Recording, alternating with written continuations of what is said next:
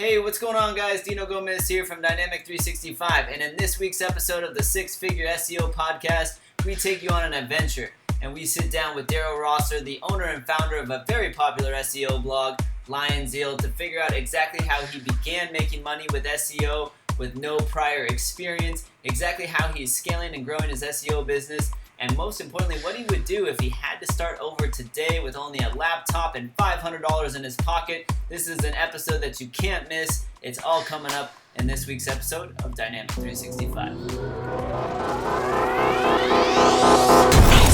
is Dynamik 365 with Dino Gomez. Hey, what's going on, guys? Dino Gomez here, and welcome to another episode of the Figure SEO Podcast, where we sit down and interview some of the top SEO experts from around the world, get into their business, what they're up to, and get them to talk and show us exactly how they're crushing search so that you guys can kind of follow along as well. Now, in today's episode, we have a really awesome guest with us. Today, we welcome on Daryl Rosser. Daryl is the founder of a very popular SEO blog that I'm sure you've heard of, Lion Zeal. So, Daryl, thanks so much for joining us today, and welcome to the show, man. Thanks, man. Thanks for having me. You bet. So, Daryl, as far as I know, we were just chatting a little bit. You are we're on opposite sides of the world right now. You want to tell us a little bit about where you're at and kind of what you've been up to most recently? Yeah, so right now, actually for the last few months, I've been in Vietnam, where I'm basically living here now. It's not quite as much travel because I've been here for like a few months and I'm just like chilling here in like pure work mode right now. But like last week I was like traveling around like North Vietnam, which is actually pretty cool. It's nice to have a break sometimes and just go like explore. I like totally like cut off the internet. Not really. I was on Facebook still, but like work wise, I decided that I have like a full week off, which is actually really cool when you get back to it. I've been like crushing like 8+ hour days of just like non-stop work since I got back, because it's really awesome when you have a break just to like get back and just like totally crush it. Yeah. I know that feeling just coming out of a 3-day weekend here in the States for the 4th of July. You come back, you're like antsy and ready to go. It's yeah, exactly. So much clarity. And so that's kind of cool. So, I mean, what do you think about this traveling lifestyle? It seems like you travel a lot, and we love talking about how SEO meshes into a desirable lifestyle. Did you figure out that you had to do online marketing in order to be able to have the freedom to travel, or how does that tie together for you? So I started traveling after I got into internet marketing, but so what happened was I had my mentor back in like 2010 time, and we were earning a lot of money, and he was already traveling a lot, so I just started tagging along with some of his trips, and I was like, oh, this is actually pretty awesome. And then that same mentor ripped me off. I lost my money, went back to being broke again, and I was like, I really enjoyed that travel thing. So like it was one of my biggest goals when I started from scratch again to actually have some money so I could actually start traveling again. As soon as I like started building up my income again, I was like straight away like booked my flight ticket and I was off. But yeah, it's actually really, really fun. It's cool that we can pretty much work anywhere as long as we have a laptop and internet connection. We can sit on the beach if we have to or want to and work. I'm not really a fan of it though. The sun's pretty hard to work when you're at your screen, and it's kind of distracting, but yeah, it's cool. That's funny you said that about working on the beach with the sun, which is kind of like the stereotypical what people think of when they think of an internet marketer, the literally on the sand with your laptop. But yeah.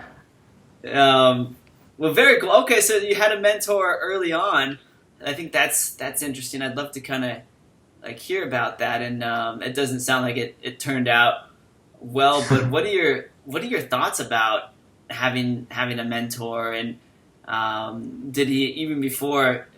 I don't even want to ask and put him on the spot or put you on the spot what happened there, but did he introduce you a little bit to internet marketing or show you some stuff? Or yeah, for sure. So before I met him, I didn't really know anything about internet. In fact, I'd go as far as to say that I didn't even realize it was possible to make money on the internet unless you were a big company like Amazon.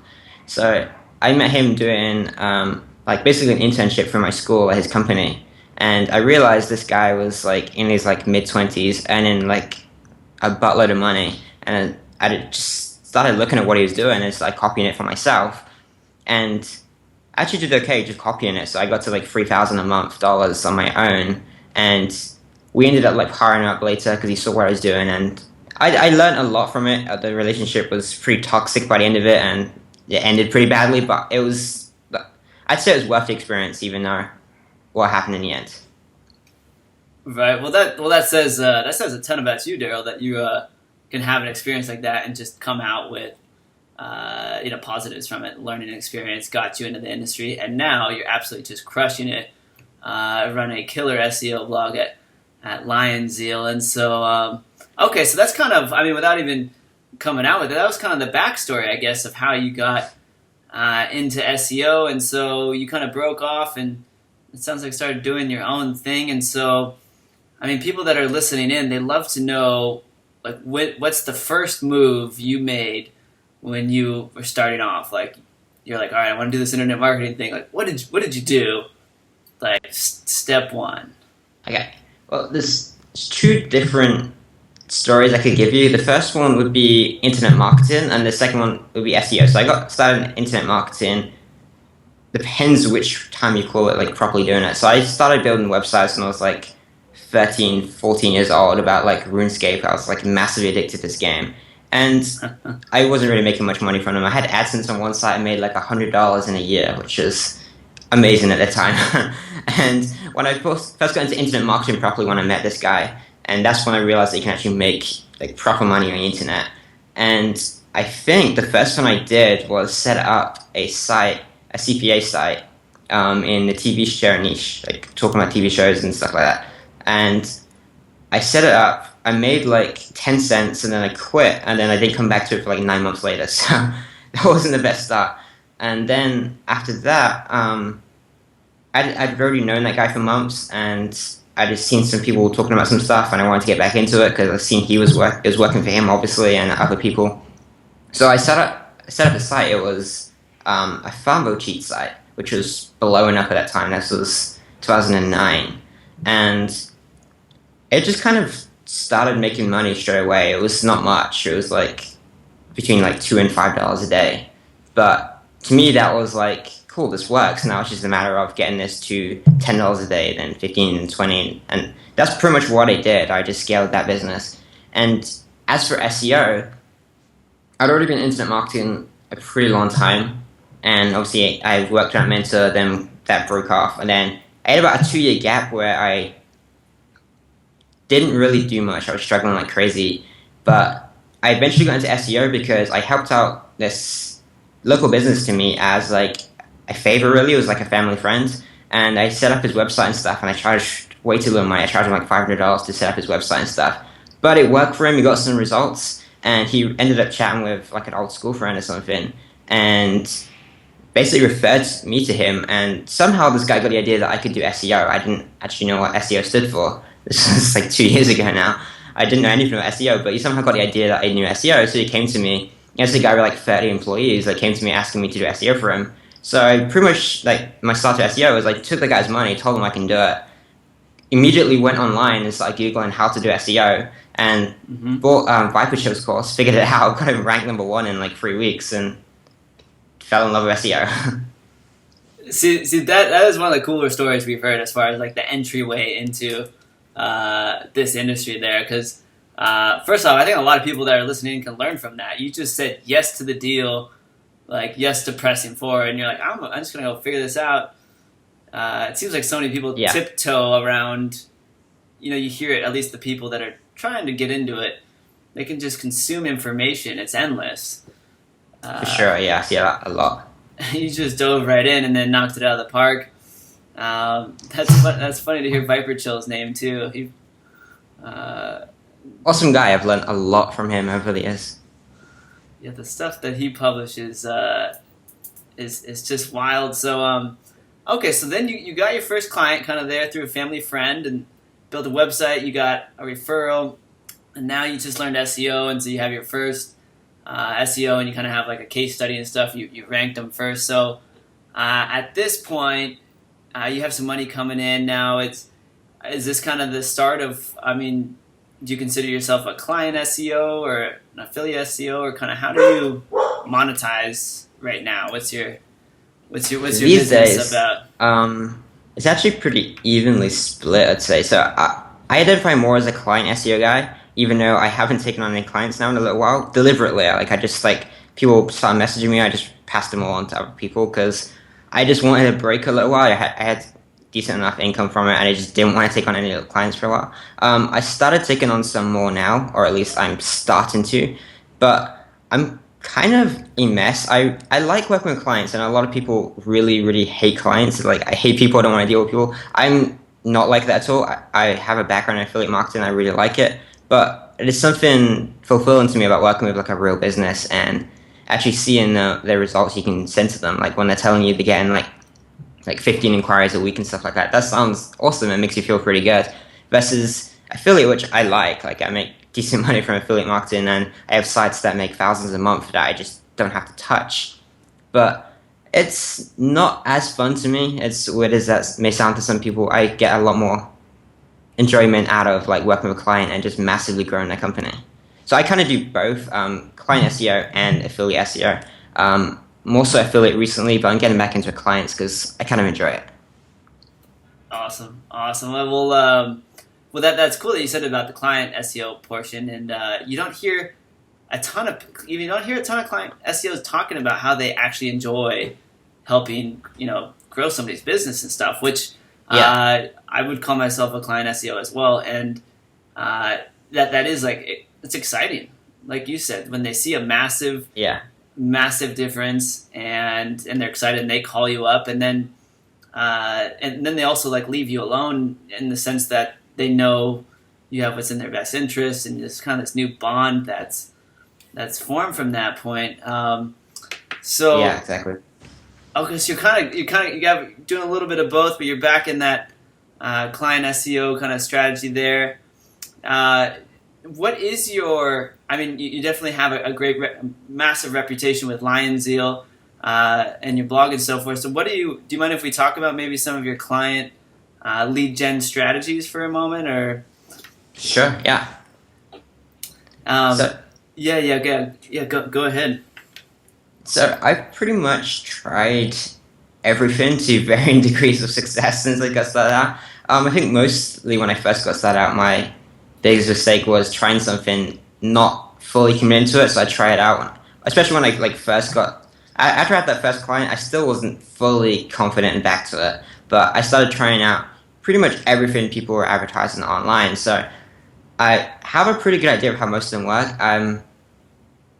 I've got clients from practically every method, just some more so than others. So I've tried most of it. I prefer like outreach methods. So actually reaching out to inbound's awesome because they just come to you. So like ranking for like SEO terms is cool. Like you get people contacting you and stuff. But I find it more predictable almost to just like reach out to business owners with some form of like educational marketing piece. Get them on the phone and just like go through a sales piece, which is more of a sales approach than like a marketing approach. Right. But that's smart though, because you're talking about playing the numbers game, where rather than you have to wait for a lead to come in, and even if you have properties on the page one, you just don't know when they're going to come in, and it could be a fluctuation at once. But you're talking about, I'm ready for a new client right now. Let me go hunt one down, show them what I can do for them, and then proactively go and get them. And so I think probably people listening in right now, I mean, how do you target, if you're able to share this with us, if any of this stuff that you can't share, just be like, Dino, no, I can't give away the secrets, but how are you kind of selecting your clients that you might want to approach to see if you can start working with them?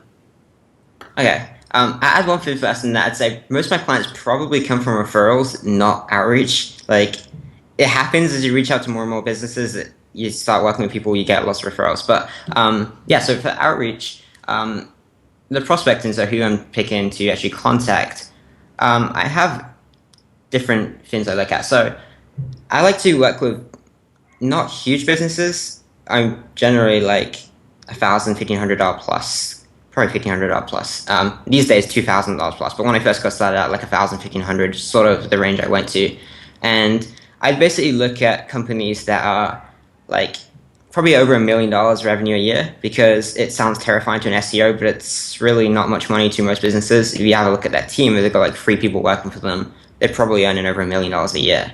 And also, not always, but like if they're spending money on advertising, I generally find it's a pretty good indicator. If they're like, oh, you have a video on Thumbtack. If they're on Thumbtack and they're buying leads on Thumbtack, then there's a good chance they probably want more leads for their business. So that, like, you can look on that site and just grab all the companies that are purchasing leads off it and then contact all of them, because it just shows that they're qualified themselves in the sense that they're paying money to get leads. So then you can go in there and basically pitch them the exact same thing they're already spending money on. So the reason I think that's important is because there's a lot of businesses, namely smaller companies, that, like, my parents have their own business, local business, and if someone like pitched them saying, do you want more leads, they'd say, like, get lost, like, we have so much work, like, we don't want a single more lead a day. Like, if anything, they'd probably pay someone to take some of it off of them. So there's a lot of businesses out there, especially smaller ones, that don't want any more customers going to them. So I like to just double check that they're of a decent size. They're spending money on advertising, so they want more customers going to them, and that the products or services they're selling is at least, they're going to make at least like $5,000 on the lifetime of the client. I've had clients with less, but I think the higher it is, I have clients that make like $20,000, $30,000 plus on a single sale, and they get like 1 sale a month, and they're pretty happy with the service, which is just easier to deliver. Yeah. Well, if they're making, like you said, $5,000, is the average customer value of for that business, then, and you're charging, anywhere in the ballpark from $1,500 to, I think you said $2,500. That's a massive ROI for just every person that you basically bring in for them. Yeah, exactly. Okay, so that's smart. You just drop some bombs there, that you're only target for outreach businesses that are advertising. So that way you don't waste. Basically what you're saying is, don't waste your time targeting businesses that may not be looking to grow. At that and there's moment, lots of places they could advertise. Like, it's not just online. They could advertise in local magazines. They could advertise on the radio. They could advertise on TV and stuff like that. So any medium, basically, that they're proactively looking for new business, and then you kind of have the opportunity to pitch them. So all right, well then let's all right, but so let's transition here then. So you got clients from referrals and from your outreach and so forth. I mean, we've had a lot of different people that use different strategies to rank clients or otherwise get results, whether it's through advertising or I should say more like content marketing. But what is your kind of strategy, if you're able to share, overall with getting results for your clients, getting ranking results?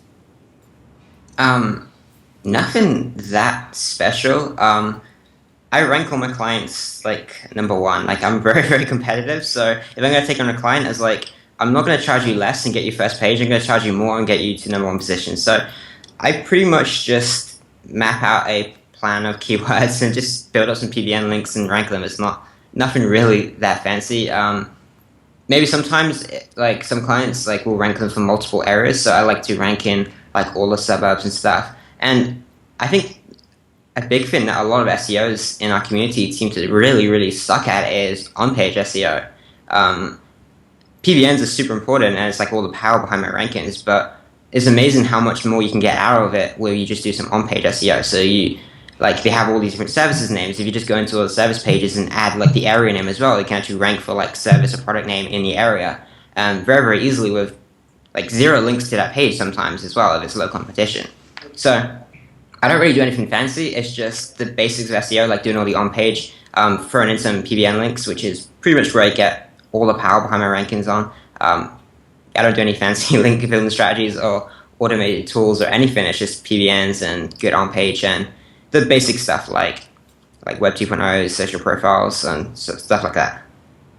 Awesome. So you're just straightforward. You're just saying, nail the on-site SEO, and that was interesting. I don't think anybody's said that, because if you're talking local businesses, you were saying you can get easy rankings for them on their product pages, by just throwing in the city that they're in as well. So Yeah. somebody's looking for, gosh, what would be an example of a product that I could pull up real quick? A TV, and they're in a particular city. Do you think Google has some type of, ranking factor where, let's just say you were selling home stereo systems, like surround sound. And so you're a local, let's just say, audio center where you provide audio equipment to homes. On those product pages, do you think Google's matching up when you add in the city for people that are searching locally for audio? Let's just say somebody's searching for audio. I found it more so for for services, sorry. So services, definitely, if someone just searches like a service name and you don't put in the area, even in your organic, sometimes it's going to rank local companies. But I'm not too sure about products, but services, definitely. Services, definitely. Gotcha. So you were saying, good on-site, and definitely for the services include the city, and then straight PBN leagues sounds like a social fortress. And it's always interesting to talk about rankings. Have you gone through and tried the different automated softwares, or ever dabbled in the Black Hat, and kind of what were your results of that? Yeah, so I used to do stuff like GSA. I did some tests in the past with GSA, straight to the money site, with high quality type links, and I didn't get penalized for that. Actually, I didn't screw it up too much. I used to do GSA as well in the tiers, but I just stopped doing it. I didn't find it to be as effective these days, and GSA has a lot of footprints, a lot of them. You can pretty much look at any site and just instantly tell whether they've used it. I think they can turn it off if they know what they're doing, but every site that you look at it has GSA run on it. You can immediately tell it is. And I didn't see it as being as effective, and it's way easier with having a budget to just buy some more expired domains and just throw up some PBN links. When I first started out, I was trying all these little tricks because I was on a low budget. When I first got that client, I spent all the money and had to wait until they paid me again before I could spend any more.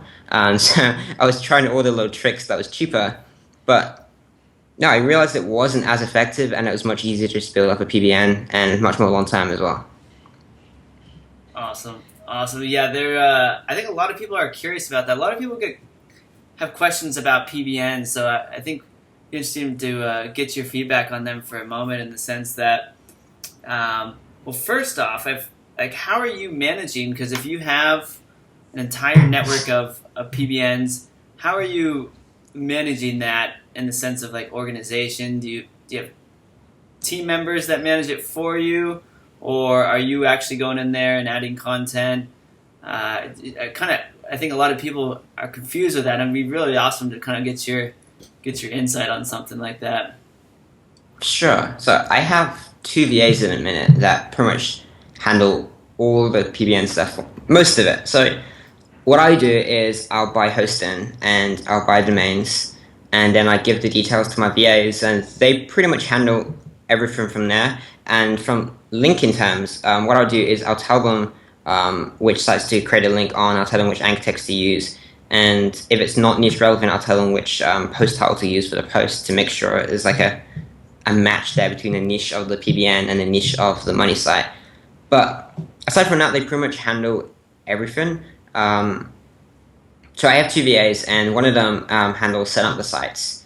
He's pretty handy with WordPress. He wasn't, when I first hired him, he didn't know what WordPress was or how to use it at all. Maybe he knew what it was, but he didn't know how to use it at all. I don't think he'd used it before. And I have another VA that basically creates all the content. So they kind of work together. The WordPress guy basically sets up all the sites and gives all the tasks to the other VA, which wasn't really deliberate. It just kind of happened that he was in charge of the sites, so he kind of just started passing along the tasks to her as well, which it works for me. I'm not sure if I really recommend it, because when tasks go through 2 people like that, sometimes it doesn't get across as well, but it seems to work for me right now. And yeah, pretty much he's out there setting up all the sites all the time. She creates all the content, and nothing fancy. The thing is that I have crazy systems in place.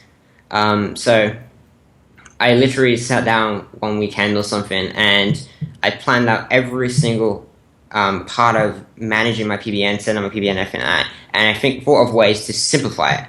So everything I kind of removed the thought from everything. I think a system is basically just a way of just making a replicable process that can be done over and over again by anyone.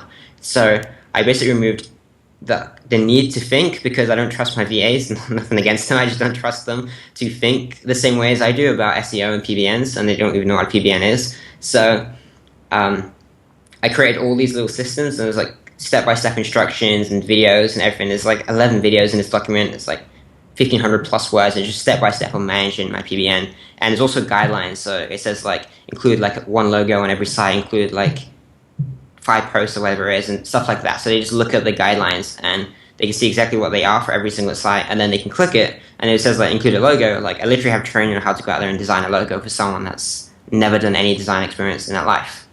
So it's pretty much just systemizing plus outsourcing. So that's killer, man. That's killer. Systemization is something a lot of people struggle with. You just hear people all the time. They can't grow. They can't scale. They don't. Their heads spinning around. So it sounds like you have a really, really detailed process there. And so, with your VAs and with how they're adding content, one of the subjects that's trending right now is it seems to be like the quality of content on PBNs. And I'm really curious. What do you think, Daryl? Like, are the quality of content on PBNs, the spun content? Are you seeing results with spun content? Is that something you do, or is it all unique? And you have kind of anything you're seeing in that regard? So I haven't used spun content on PBNs. I say ever. I had one VA that really screwed me once, like a year ago, and started spinning content. I taught her how to spin for Web 2.0s, and she figured that she could use the exact same thing for my PBNs and started spinning content. It took me like a month to realize, because I was not paying attention. I use all of a sudden she's getting done like her work like 5 times as fast. She's cranking through, you look it over. Oh really? She just pretended it took the same amount of time. That's so funny. Yeah. So no spun content. Okay, so that's good to know. So the PBN stuff, everybody seems to be sometimes overly concerned with it. At least the guys that are just getting their feet wet and just starting. And you make it sound really easy there. Just learn it yourself and reteach it to the VAs and put some systems in place. And so let's see here. So one question we have for you, Daryl. We got a couple, but let's move forward a little bit. So what's on the radar for you, kind of moving forward? If do you have any upcoming projects, traveling, or we'll start with that question before I hit you with the next one here. Okay, a lot, I guess. So business-wise, I'm aiming pretty big. I don't know if it's because I'm young, so I see a lot of people, like older friends, that are like just trying to chill and take it easy and get like 30K a month and they're happy. I'm aiming pretty big. I'm very competitive. So I kind of decided I'm going to do it through client SEO, not affiliate stuff. I think it'd be scaled to multiple 6 figures per month better than affiliate, or at least I've been an affiliate for like years and I've seen that industry, and there's definitely guys making millions and millions per month from usually paid traffic guys. So that's definitely an avenue, but I kind of prefer the client SEO stuff. So I'm working on that and kind of doing different things with that. So I realized that through Lion Zeal that like it's kind of fun like helping people out and stuff like that, and not everyone wants you to do it for them. So I'm also testing out like selling like training and stuff like that to actual real businesses, because I think most SEOs instantly assume that every business wants it done for them. I don't always find that's the case. I think quite a lot of businesses have in-house people and stuff that are more than happy to take care of it if they just knew what to do. So I'm playing around with that. I'm not going to tell everyone to do that because I don't know how well that works yet, but I'm playing around with that and seen some little results from that so far. And obviously Lion Zeal is getting bigger all the time. I think we're around 4,000 members in the group. Probably are if I go and improve everyone. There's like a big waiting list I keep forgetting to. I get so caught up working that it's hard to like manage both. That's blown up, and for Lion Zeal, it's just about just having fun. Like I have interviews every week, creating content all the time. That's just about putting cool content out there. Obviously, having for products to sell. The reason I started selling products is firstly because it helps people. Secondly, because it makes me money. I'm not going to lie. Like I can make money from it. Why not? And thirdly, because I need to make money from it because I spend like more time on that every day than I do on my actual business. It's distracting. So that's business side. I've got my affiliate sites to run it. So the reason that I'm picking something like client SEO and just like, okay, let's just scale this is because I have cash flow. Like at this point, I'm not really struggling for cash flow.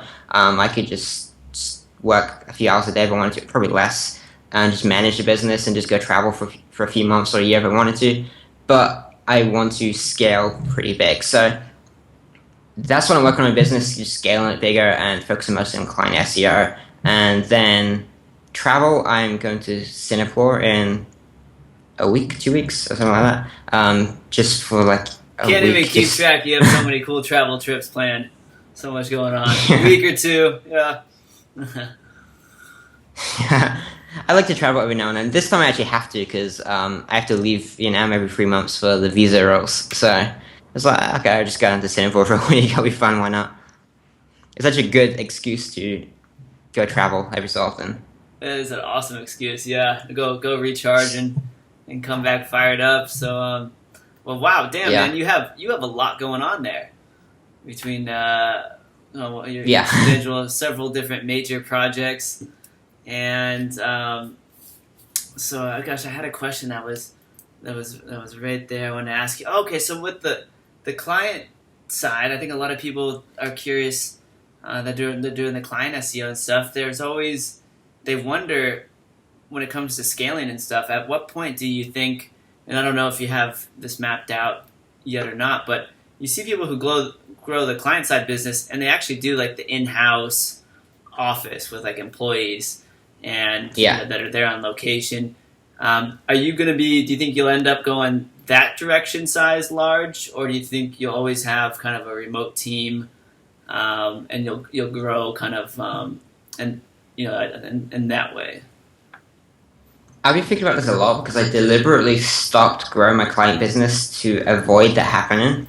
That's why I was like, okay, I'm going to do some more affiliate stuff. Like, I don't want that. I don't want to build up this office and stuff. But I quite like the idea, but not too big. So my ideal size would be if I had like 3 or 4 in-office employees. I think that'd be really fun to work with and manage, and it'd just be a nice company size. But my sort of thinking is like what I'm thinking about is how can I have a business that makes $500,000 plus a month from like 4 employees. So I'm trying to think of what's the most systematic way of scaling it versus thinking like I want like a team of like 30 people and I don't want a big company like that. I just don't think it'll be fun. Whereas I have 3 or 4 people, I think I could still escape for like a month or so every so often and just go off and travel and come back and they could run it.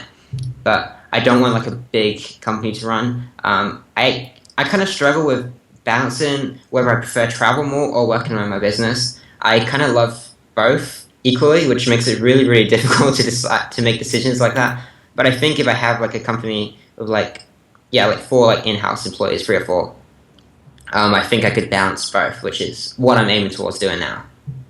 That is what an awesome situation to have. What a good problem to have there, trying to balance the work and the travel. That's cool. That and you're a straight shooter, Daryl, for just coming out and telling us exactly how it is with your plans, and then also like when you talked about what's going on at Lion Zeal and stuff. And it is a ton of work, I can imagine, to run that size community. And like you said, it takes a lot of time doing the interviews and all the video content you have. So you're gonna have to monetize to kind of break even on that there. So all right, so now Daryl, we know that where you're kind of headed there. That's with the client SEO direction forward. For everybody who's listening in who maybe is considering getting into SEO, they haven't done any online marketing before, and this question's kind of for them, and it's also kind of a tricky one for you. But if you had to start over today and you only had $500 and a laptop, and you wanted to start making money with SEO, and you wanted to kind of get your SEO business off the ground, what would be your game plan? What would you do first? Okay, it depends what level you're at. I usually tell people in my community to like pick up the phone or send some emails and just start reaching out to businesses and start reaching out to people you know firstly, like friends of friends and stuff like that, and hit everyone you know and try and like firstly just get a client, which a lot of people disagree with me. They say you should build up some test sites, you should get some rankings, you should get some proof that you can do it. If you've been in SEO for like 6 months already, like you're just reading it, which I'm sure a lot of people have been that haven't got taken any action or got any results yet, and you've been in SEO for like 6 months, and you know what a PBN is, you're watching this video right now, you probably know enough to get a client and rank them, at least you know where to get the information to rank them once you get the client. Like, when I first got a client, I didn't just read Vipitch's blog, I bought his course, which is like $67 something at that time, which is ridiculously cheap. You shouldn't have sold that cheap, but I used their money, because I had like $150 to my name maybe before I got a client. And the client came in, they gave me money. I bought his course for $67, and I was like, oh crap, I need to buy all these PBNs now, these expired domains. They were $100 a piece back then. But I basically used the client's money to learn how to do it and then to pay to get them their rankings. And I believe pretty much anyone can do the same. If they have a little bit of knowledge about SEO, then use the $500 to buy some like email automation tools, not so much like spamming, but like just to automate the follow-up and stuff like that. And just reach out to businesses, call them, stuff like that. Just start reaching out to businesses and try and find a client, and then you're going to get a pretty good lesson in SEO once you have that client. I wouldn't go for like e-commerce clients, something complex, but like a local business client, like for sure, you can pick up like $1,000 a month from selling to them. And then you have a decent budget to work with, then you can figure out SEO. That's for someone that already knows a little bit about SEO, that they've watching this video. If someone watches this video, they can easily just skip straight to that, and they don't need to learn or test or anything like that. For anyone else, I'd suggest if they just like learn what SEO meant today, I'd suggest probably learning a bit more. And if you're going to learn it like by watching people, you may as well just set up some little sample sites and just try things out, like really low competition, local stuff, and just learn a little bit more before you start like going out there and reaching clients. But if you already know what PBNs are, you know the basics of how to rank, then just get a client. Presuming you want clients. Awesome. Yeah, so you're saying just get out there, take massive action, kind of like you did. Yeah, exactly. If you don't have any money, then just invest in some knowledge or whatever, and put it to action right away. I'm in the same boat. I think best experience is the actual first client. Get out there and sure. Do it cheaper maybe or something like that, but get the experience in and let them know that it's kind of the first deal. And so that was an incredible insight there. And that's still the best starting story I've ever heard, Daryl. For you just landing the client and then buying the course and then learning it and then getting them number one.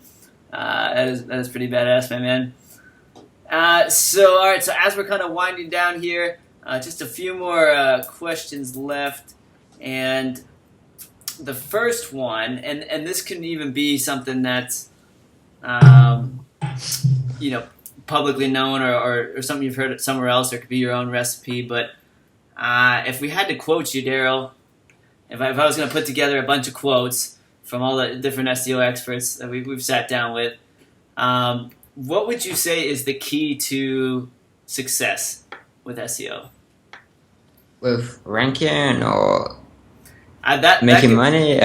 that could be taken any, kind of any way you want. If there was just one underlying, skill set or thought process or strategy that was going to make you successful. Okay. Yeah. Okay, so I'd say that people have to remember that SEO is just a traffic source, and no matter which avenue you go down with making money, it's different skill sets that come into it. So if you're going to clients, you need to figure out how to sell. That was one of the biggest things I struggle with, is figuring out how to sell. And if you want to make money from client SEO, you have to sell. You can't stop that fact that this needs to happen. And if you want to down affiliate SEO, either you need to partner with someone, same for the client, you can partner with a sales guy, but you need to figure out how to do conversion rate optimization. You need to figure out like the basics of copywriting, all that sort of stuff. You need to have a good relationship with your affiliate manager if you're doing affiliate marketing. A thing people overlook is having like a good relationship. with your affiliate manager. I've had like 20% boost in payouts just by like befriending the affiliate managers before, which is 20% more income from doing absolutely nothing. So SEO is just the traffic source, and then everything else is how you make money. Like, you don't make money from the SEO, you make money from the affiliate offers that you promote in, you make money from the clients. Like, it's just one single skill set, one traffic source. So you can stick to just one traffic source, but yeah, you just have to remember that it's just the way of getting traffic to the site, and everything else is how you actually make the money from it. Awesome. That's interesting. To be honest, I've never looked at it like that before. That is killer. That makes complete sense. All right, we're gonna quote you on that, Daryl. That is a quote. That is a killer one. All right, and so last question for you here before we let you go. So, what do you think is the future of SEO in the next couple years here? Everybody's talking SEO is dead. First off, do you think SEO is dead? And then what's the future that you kind of see in the industry? Well, if my competitors think it's dead, I'm fine with that. No, it's pretty much.